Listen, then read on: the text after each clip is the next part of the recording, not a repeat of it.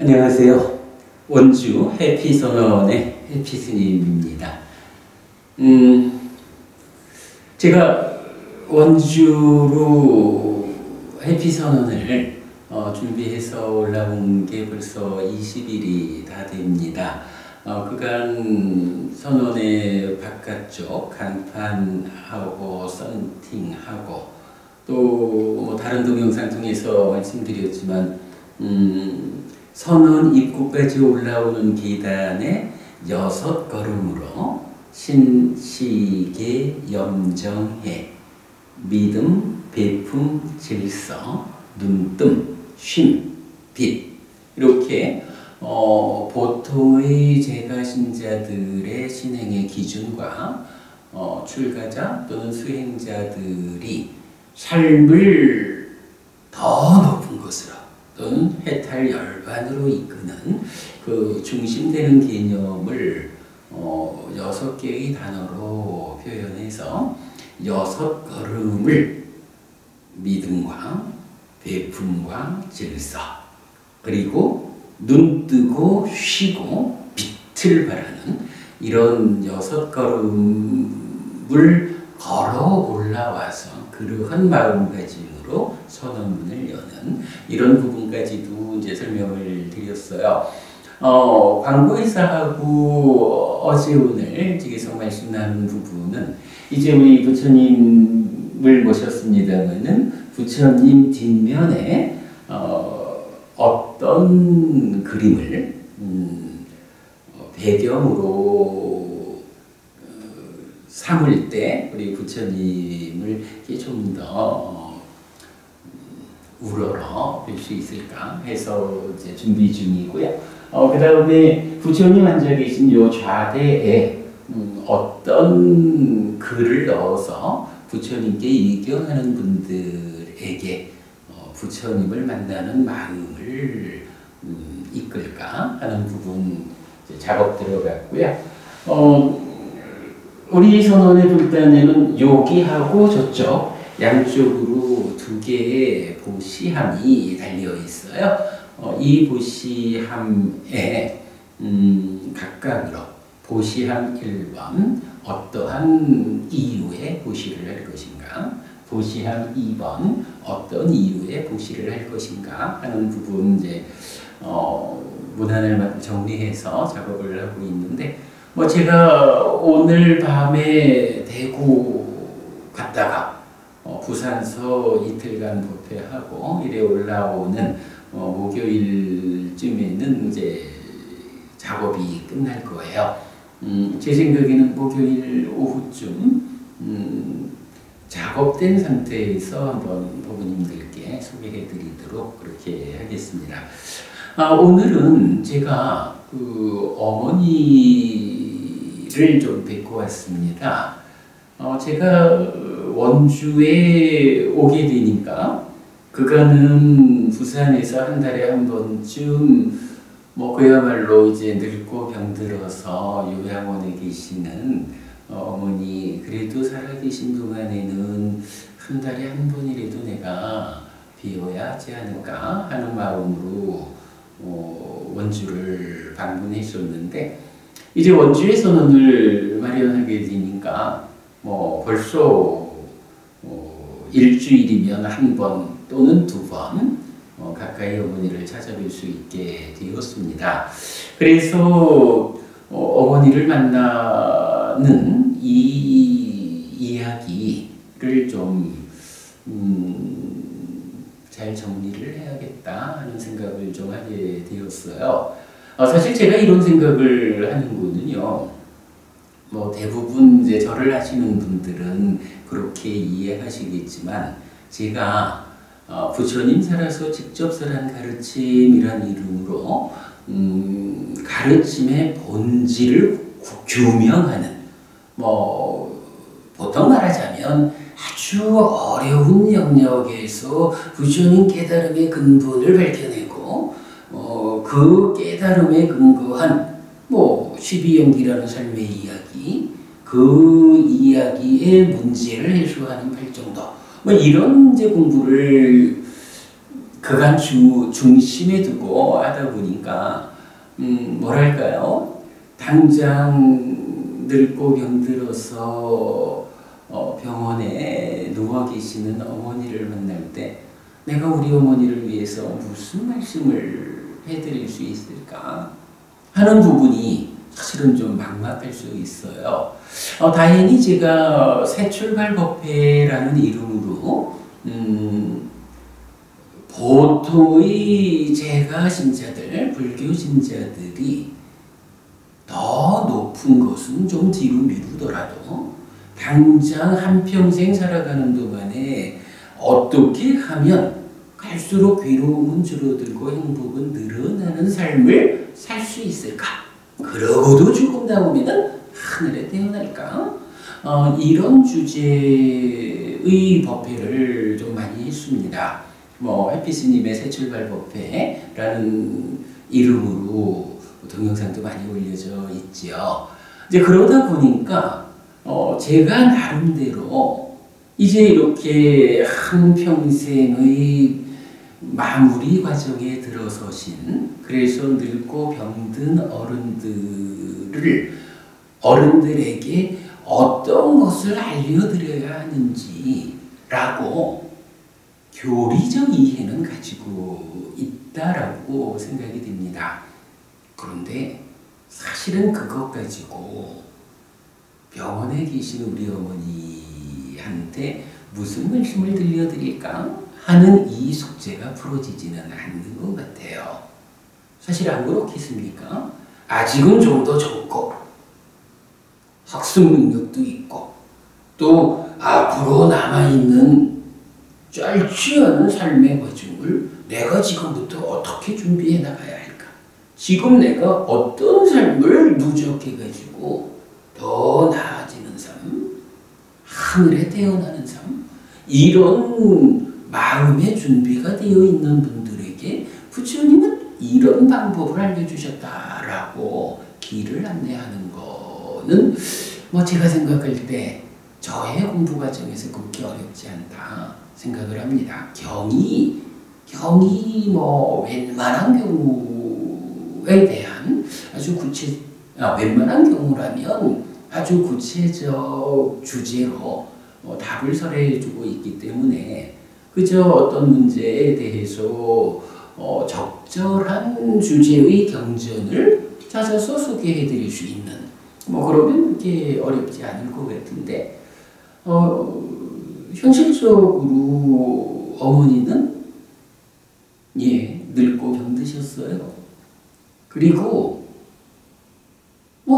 말하자면 평생 불교 신자였다라고 할 수 있겠지만 보통 말하는 초파일불자 이렇게 어머니도 젊은 시절에 부처님 가르침을 배워 알지 못한 분이다 보니 이제 어떤 방법으로 어머니가 귀 기울일 수 있고 어머니가 당신의 만년을 참으로 그렇구나, 이제 내가 이런 방법으로 삶을 이해해야겠구나 라고 받아들일 수 있게 하는 일은 정말 어려운 것 같아요. 참 많이 고민이 됩니다. 그래서 제가 앞으로 어머니의 병상 이런 이름? 이런 제목을 가지고 출가한 아들이 늙고 병든 어머니를 위해서 어떤 역할을 할 수 있을지 일주일에 한 번이나 두 번쯤 어머니를 찾아뵐 때 제가 어머니를 위해서 구체적으로 어떤 역할을 하였는지 이런 부분을 좀 하나의 그 주제로 삼아서 정리해야겠다라는 생각을 하게 됐고요. 앞으로 그렇게 좀 동영상 통해서 법원님들 뵐 수 있도록 그리하겠습니다. 자, 오늘 이야기부터 좀 하겠습니다. 오늘은 제가 밤 10시 11분 중앙선 기차를 타고 대구를 가야 됩니다. 대구까지 직접 가는 그 기차가 아니기 때문에 영천에 내려서 영천에서 또 다음 연결되는 차를 타고 대구로 가는 이런 일정으로 출발을 해야 되는데 그래서 또 며칠 다녀와야 하는 것 때문에 좀 늦은 시간에 어머니를 뵈었어요. 그래서 좋았습니다. 대구랑 부산이랑 갔다 오려고요 하고 인사를 드렸는데 어머니 병실에 이제 4분 어른들이 함께 계셔요. 근데 이제 어머니 바로 오른쪽, 어머니 오른쪽에 계신 할머니 한 분이 오늘은 말씀을 하셨어요. 사실은 그간 제가 틈틈이 드나들 때도 우리 특별히 말씀을 하신 분은 아니셨는데 지난주, 지지난주 제가 좀 열심히 다니면서 과일도 좀 사다가 나눠드리기도 하고 최근에는 제가 좀 그런 생각이 들었어요. 저희 속가 형제들이 나온 주 있고 하니까 좀 자주 가서 뵈니까 이것저것 많이 사다 드리지요. 그래서 제가 그냥 입에나 좀 즐거운 것을 하나 드릴까 해가지고 먼저는 웨하스를 작은 통 2개를 가지고 가서 4분들 다 나눠드리면서 그죠? 입에 달콤해요. 하나씩 드셔요. 이렇게 드렸고 며칠 전에는 빼빼로데이 전날이었어요. 그래서 노인네들 빼빼로를 하나 사다 드리자 이래가지고 또 빼빼로 3통을 사가지고 가서 이렇게 좀 나눠드리고 그러면서 드셔요 하고 이제 인사하고 그랬더니 이제 노인네들께서도 제가 낯설지 않은가 봐요. 어머니 오른쪽 침상에 아주머님께서 이제 저한테 말씀을 하시는 거예요. 스님, 왜 원주로 왔어요? 부산이 스님 살기 좋잖아요. 원주보다는 부산이 훨씬 살기 좋을 텐데 왜 원주를 오셨어요? 하시면서 당신께서 53년간 절을 다니셨대요. 그런데 오래지 않은 과거에 교회를 다니게 되었다라고 말씀을 하셔요. 이제 여기서 이제 우리 엄마가 그렇게 말씀하셔요. 아유, 이 아줌마는 93이요. 예, 93이나 되신 어른께서 말씀을 하십니다. 53년을 절에 다니다가 스님한테 인사드리고 교회를 다니게 됐다고. 이유인즉슨 아주 명확해요. 큰아들네 그 자식들 다 절에 데려가서 절 짓고 만들고 평생 함께 살았는데 둘째 아들을 낳을 때 꾼 태몽이 있어서 그 태몽에 맞춰가지고 둘째 아들을 어려서부터 교회를 다니게 만들었는데 이제 늙으면서 둘째 아들을 위해서 교회를 가기로 했습니다. 라는 말씀이셔요. 글쎄 93이나 된 어른께서 글쎄 그게 몇 년 전에 그렇게 신앙을 바꾸셨는지 모르겠지만 둘째 아들을 위해서 당신의 신앙까지를 바꿔야 했다라고 말씀을 하시는데 좀 짠했어요. 그런데 이제 문제는 이 노인네 말씀이 평생 50년 넘게 절을 다니다가 둘째 아들 때문에 교회를 가게 됐는데 교회를 갔는데 스님 그게 잘 안 돼요. 너무 달라요. 라고 얘기를 하셔요. 절에 가서 기도하는 일이 익숙한 분이 어떤 그 당신대로의 개종에 특별한 사유가 있어서 개종을 했다라면 또 모르겠지만 당신의 믿음이 바뀌어서가 아니라 작은 아들을 배려하는 마음으로 참 드문 경우 같습니다. 이렇게 교회로 개종을 하시다 보니 그쪽 가서 기도를 따라해도 마음에 닿지를 않는 거예요. 그래서 그게 힘들어요 하면서 그런 가운데 스님 나 여기 죽으러 왔어요.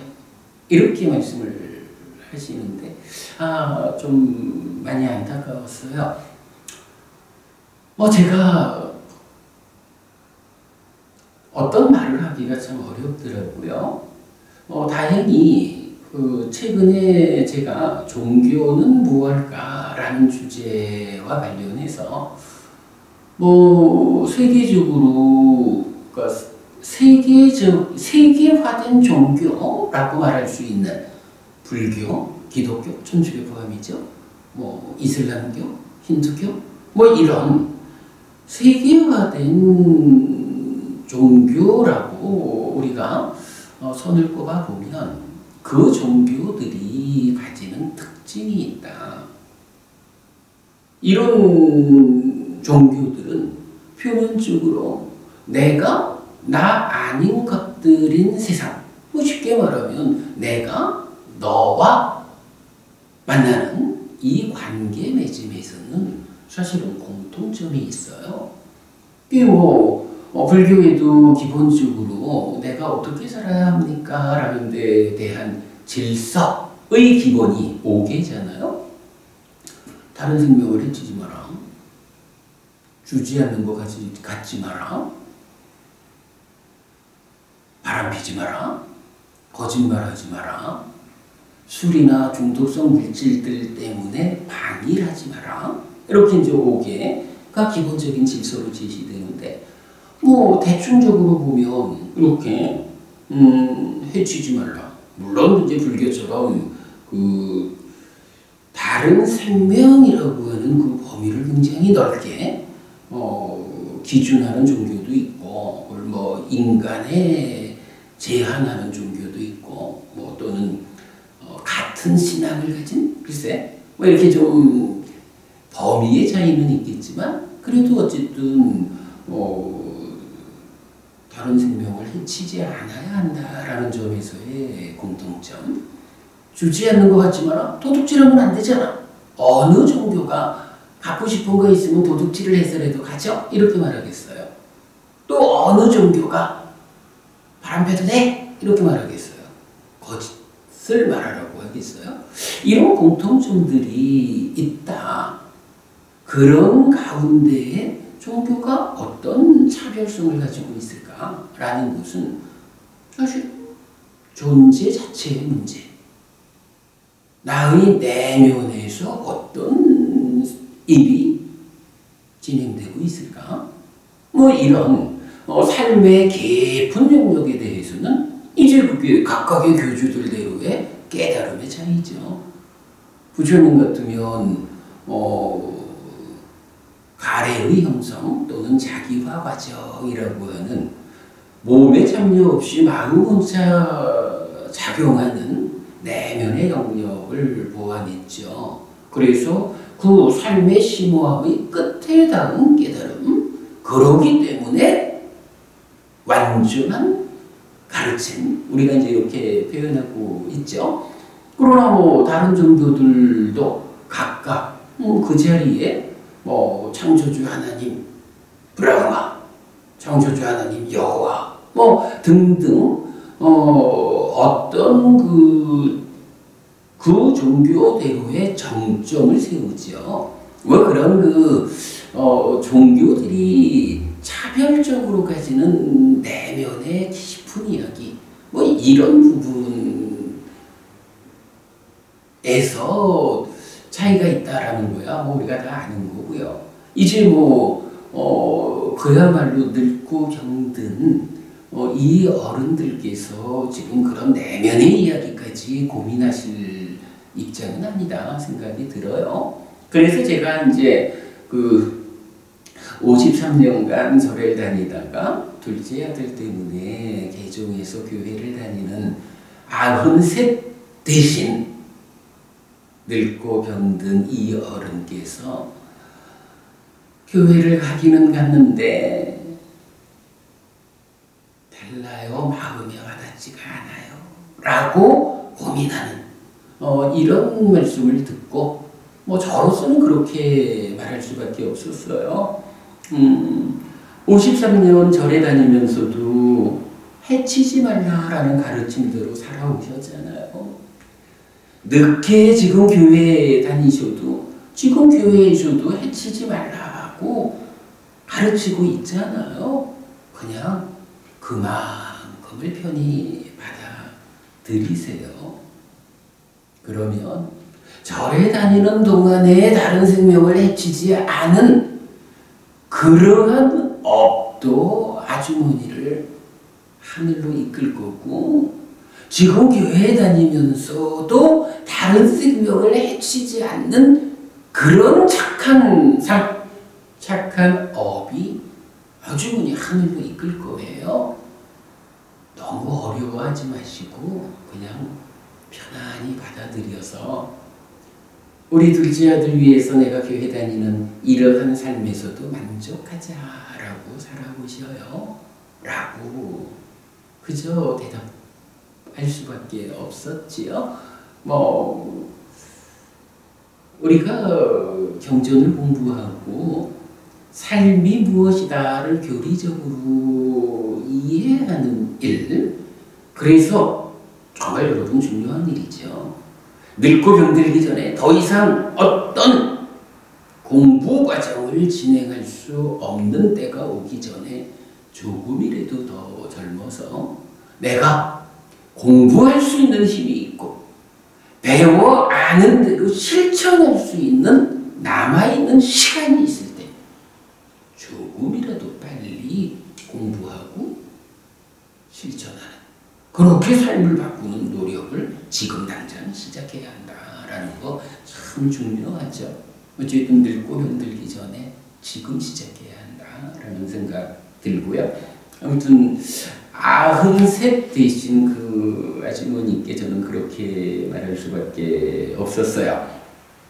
그랬더니 이제 옆에서 우리 어머니가 그것도 시샘일지 몰라요. 그냥 아줌마는 듣지도 않으면 그 스님 얘기하는 걸 듣지도 않고 자기 얘기만 하잖아 라고 약간의 짜증을 얹어서 말씀을 하셔요. 그래서 제가 저희 어머니한테도 그렇게 얘기했습니다. 엄마 이제 몸을 잘 못 쓰잖아.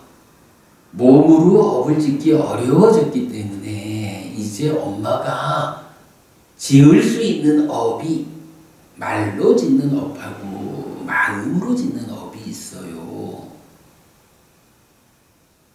말이라는 거, 생각이라는 거, 이제부터는 엄마가 그 두 가지를 더 잘해야 되거든요.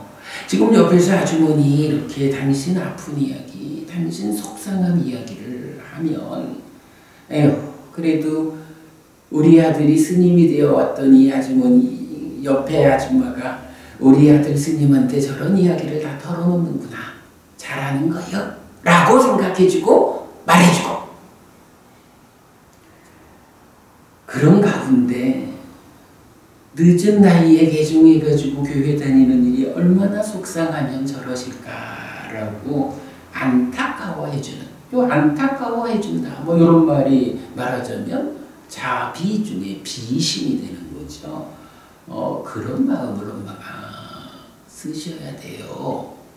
엄마가 이제 몸으로 어떤 일을 해도 남을 위해서 도와줄 수 없는 형편이다라는 건 사실인데, 이제 말을 좀 더 예쁘고 칭찬하고 도와주고, 그리고 마음으로 늘 잘한다, 잘해야 된다, 아이고 얼마나 아플까 라고 걱정해주는 이런 마음으로 살아가셔야 이제 엄마가 신구의 상업 중에 신업은 좀 내려놓더라도 구업과 의업으로 공덕을 짓는.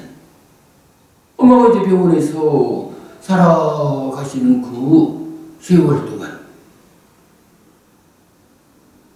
옆 사람들 흉보고 짜증내고 시샘하고 이런 말의 업과 마음의 업을 짓는다라고 하면 엄마가 복되지 못해요 라고 저희 엄마한테도 얘기를 해드렸어요. 사실 저희 어머니한테 제가 자주 드리는 말입니다. 몸과 말과 마음으로 업을 짓고 그 업이 어떠하냐에 따라서 복이 될 수도 있고 화가 될 수도 있고 그 업에 따라서 하늘에 태어날 수도 있고 지옥에 태어날 수도 있는데 엄마가 이제 늙고 병들어서 병원에 오셨으니 몸으로 하는 일이야. 어찌 공덕을 지을 수가 있을까? 그러니 지금도 엄마가 할 수 있는 공덕 짓는 일, 주변 사람들에게 좋은 말을 하셔야 합니다. 늘 칭찬하고 늘 거들어주고 공덕이 되는 말을 해야 하는 거.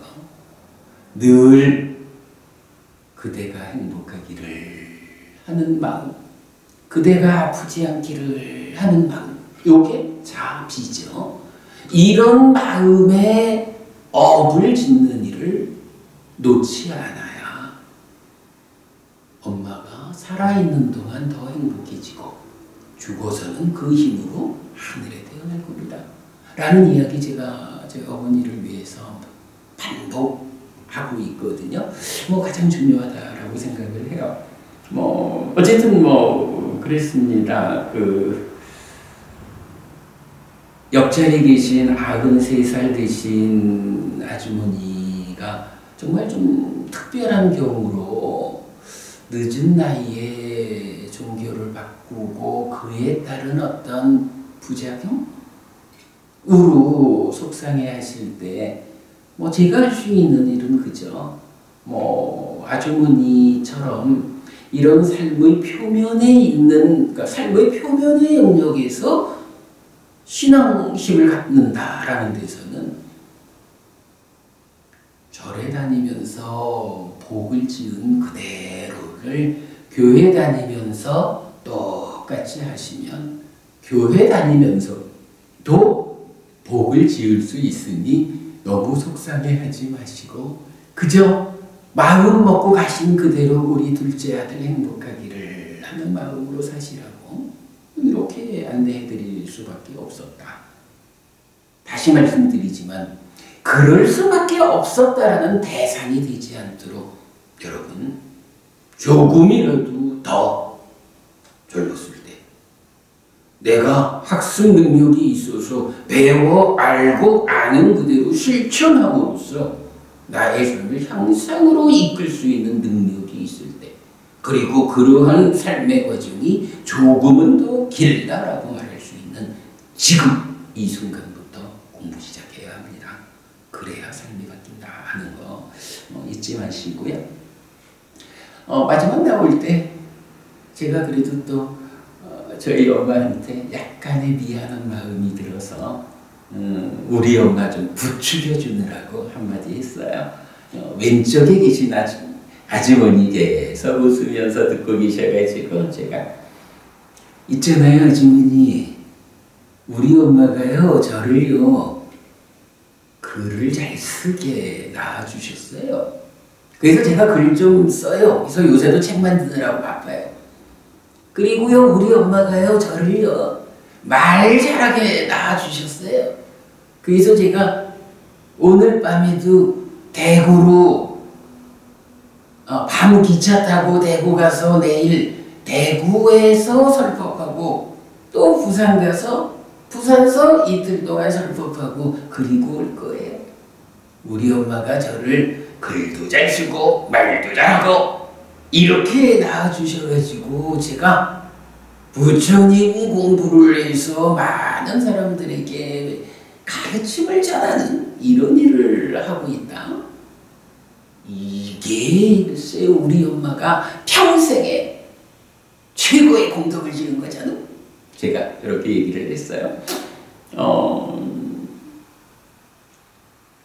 사실은 늦었지요. 제가 한 50년 가까이를 부모 마음이 늘 그러겠죠.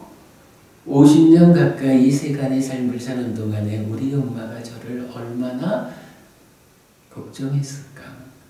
뭐 때때로 제가 자랑스러웠던 그런 경우도 몇 번은 있었겠지만 그래도 자식을 보는 엄마 마음이 얼마나 걱정스러웠을까, 안타까웠을까. 이런 생각하면 제가 출가한 게 좀 늦었다 생각이 듭니다. 그래도 출가한 이후에 어쨌든 공부를 놓지 않고 이래 살아가면서 이제 여러분들한테 우리 엄마가 저를요 글도 잘 쓰게 낳아주셨고 말도 잘하게 낳아주셔가지고 제가 책도 만들고요 설법도 하고 그래요. 우리 엄마 그거 최고의 공덕이에요. 이렇게 말씀을 제가 그렇게 말할 수 있는 게 어찌 보면 이제 늙고 병들어서 병상에 누워 계시는 우리 어머니를 위해서 제가 할 수 있는 가장 큰 축복의 말씀이 아닌가 이렇게 생각하고요. 사실 이제 이런 부분이 있죠. 마침 하니까야 네 번째 경이죠. 원한다면 경입니다. 원한다면 경에서는 비구가 의식주와 약품이라는 이 필수품을 어려움 없이 잘 조달받기를 원한다면 경전에서는 계를 지키고 마음의 사막타 윗바사나 이래가지고 이제 수행 영역을 다 말씀을 합니다만은 쉽게 말하자면 출가한 비구가 해야 할 바에 충실한 비구답게 살아내는 이것을 답으로 주거든요. 어쨌든 출가제도 의식주라는 문제 그리고 약품이라는 이 네 가지 필수품에 대해서는 부처님께서 허용을 하지요. 그 부분에서 어려움이 없어야 공부를 잘 해서 앞서서 삶을 향상하는 비구들이 앞서서 삶을 향상해 줘야 저들이 저 스님이 공부를 바르게 하고 있구나. 저 스님을 뒤따라서 나도 나의 삶을 향상하자. 이럴 수가 있는 거죠. 그래서 여간 이제 부처님은 마침 하니까야 4번 원한다면 경에서 그렇게 말씀을 하시는 거예요. 의식주와 약품을 어려움 없이 잘 조달받고자 원한다면 비구로서의 삶에 충실하라. 어긋남이 없게 하라. 비구다움을 잘 지켜라. 라고 말씀을 하시는데 이어가지고 두 번째 무슨 말씀을 하시느냐 하면 여러분 우리 잘 봐야 돼요. 나에게 의식주와 약품을 보시해준 저분들에게 커다란 공덕이 돌아가기를 이라고 원한다면 그죠? 사실 저도 그 부분에는 저도 충실하려고 노력을 해요. 어쨌든 제가 먹고 살면서 공부를 해서 부처님 살아서 직접 설한 가르침을 되살려가지고 불교를 부처님에게로 되돌리는 불사를 하자. 이런 일을 진행하고 있는데 만약에 저에게 아무도 보시해주지 않아가지고 제가 늘 후원 보시를 말하고 있습니다만은 누구도 이 공부에 후원 보시를 해주지 않아서 의식주와 약품이라는 이런 문제 공부를 위해서 필요한 그러한 필수품들이 조달되지 않는다면 저한테 어떻게 이 일을 하나요? 그러니까 이 일을 해나가기 위해서 후원을 받는 일은 굉장히 중요해요.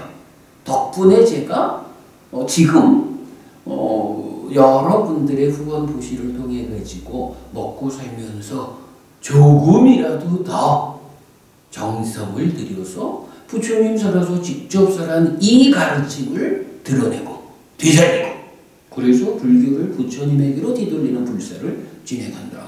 이래 하고 있는데, 그러면 저에게 아니면 근본경전연구회에게 이렇게 후원 보시하는 그분들에게는 어떤 대가가 있을 것인가? 이 부분도 중요하죠. 부처님 그렇게 말씀하시는 겁니다. 이 공부를 위해서 후원 보시하는 그분들에게 정말로 커다란 공덕이 돌아가기를 이라고 제가 원한다면 제가 해야 할 일은 한 가지다. 무엇일까? 똑같은 것이다. 의식주와 약품을 조달받기 위해서 제가 해야 하는 그 출가자 다음 비고의 본분에 충실함, 이것을 동일하게 유지해주는 일이 나에게 후원 보시하신 그분들에게 커다란 공덕이 돌아가는, 공덕이 생겨나게 하는 힘이다. 오직 비구가 나에게 보시해 주신 그분들을 위해서 무언가 비구의 본분 외에 다른 어떤 일을 하고자 하는 것은 옳지 않다라는 말씀이죠. 오직 비구로서의 본분을 지켜나가는 이 한 가지 일이 내 입장에서는 필수품들을 어렵지 않게 조달받는 힘이고, 역으로 이렇게 보시해 주신 그분들에게 커다란 공덕이 생겨나게 하는 힘이다. 이렇게 부처님 말씀해 주시는 거거든요.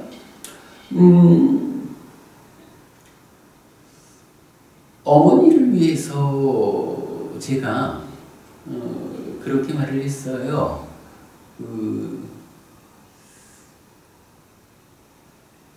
어머니가 저를 글도 좀 쓸 줄 알게 낳아주셨고 말도 좀 할 줄 알게 낳아주셔서 제가 덕분에 가르침을 공부해서 책을 만들고 있고 가르침을 말로 표현하는 일을 통해서 설법을 해서 전달을 하고 있습니다.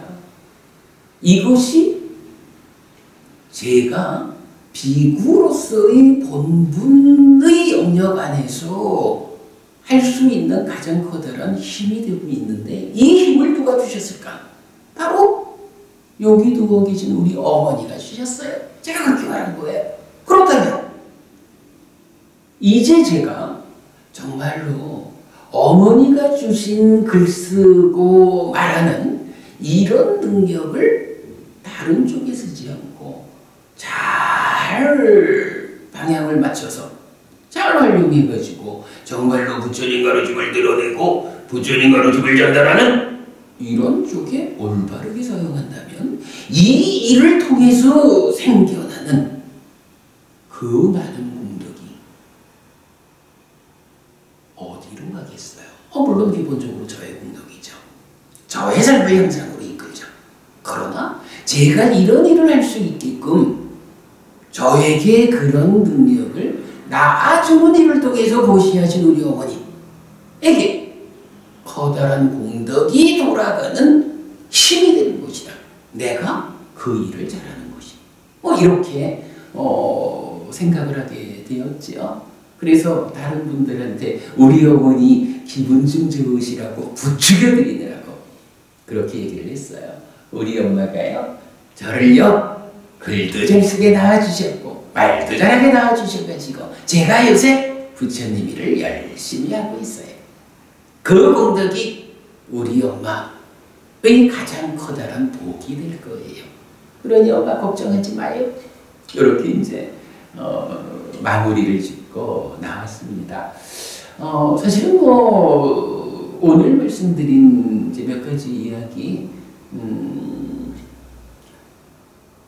늙고 병들어서 몸으로 어떤 복을 짓는 일을 하기 어려운 형편이 되어버렸다면 지금 어머니가 하실 수 있는 일은 어떻게 말의 업을 잘 짓고 마음의 업을 잘 지어서 남아있는, 비록 병원에 있는 제한적인 삶이긴 해도 그러나 그 제한적 삶의 가운데에서도 편안하고 행복하다가 돌아가신 다음에는 하늘에 태어날까? 이 부분, 말의 업과 마음의 업을 어머니 이렇게 지어야 합니다 라고 반복적으로 말씀드리는 것은 훌륭하다 생각이 되고요. 이건 뭐 우리 어머니뿐만 아니라 주변에 계신 모든 분들을 위한 말씀이죠. 그리고 이제 뭐 때때로 그래도 우리 어머니 좀 기분 좋으시라고 부추겨 드리느라고 뭐 우리 엄마가 저를 말도 잘하고 글도 잘 쓰고 이렇게 낳아주셔가지고 제가 부처님 일을 열심히 하고 있어요. 이렇게 한마디 사람들 앞에서 엄마 들으시라고 이렇게 좀 부추겨 드리는 뭐 그런 부분은 뭐 제가 종종 좀 활용하고 있는 방법이지요. 자, 오늘 뭐 93살 되신 우리 어머니 옆자리의 아주머니께서 정말 좀 보기 드문 좀 평생 불교 신자로 사시다가 작은 아들을 위해서 개종해서 교회를 가야 한 입장. 그랬더니 평생 익어온 그 신앙의 자세하고 다르다라는 것 때문에 겪어야 하는 마음의 불편함, 이 부분에 대해서 제가 이런 표현이었죠. 절에 다니면서 평생 해치지 않은 삶도 복이 되는 삶이고 지금 교회 가셔서도 역시 해치지 않는 삶을 살아내는 그것이 또한 복이 될 거니 편히 생각하십시오. 그러면 그 힘이 하늘로 이끌 겁니다. 이렇게 말씀드린 것은 뭐 적절하다 생각이 들고 오늘 어머니의 병상이라는 이 새로운 저의 주제의 첫 시간에 소개해 드릴 만한 주제가 되었던 것 같습니다. 앞으로 제가 틈틈이 이런 늙고 병든 분들이 함께하는 그 자리에서 부처님의 가르침이 어떻게 전달되어야 하는 것일까? 라는 쪽에 초점을 맞춰가지고 좀 동영상 통해서 드리도록 하겠습니다. 그런 생각이 좀 듭니다. 우리가 오늘도 제가 여러 번 말씀드렸지만 중생이라고 하는 무명에 덮이고 가래에 묶여서 옮겨가고 융회하는 중생들에게 생로병사라고 하는 피할 수 없는 이 문제, 늙고 병들기 전에, 그래서 죽음을 맞이하기 전에 조금이라도 더 빨리 가르침을 만나고 공부해서 배워 알고 실천하는 불교 신자가 되어야 한다. 그럴 때 가르침이 가지는 위력에 의해서 부처님이 안내하는 그 행복한 삶이 바로 나에게 실현된다. 이런 삶의 자세를 우리가 놓치지 않아야겠다. 조금이라도 일찍 시작하자. 이런 이야기 드린 것으로 하겠습니다. 감사합니다. 다음에 또 뵙도록 하겠습니다. 행복하십시오.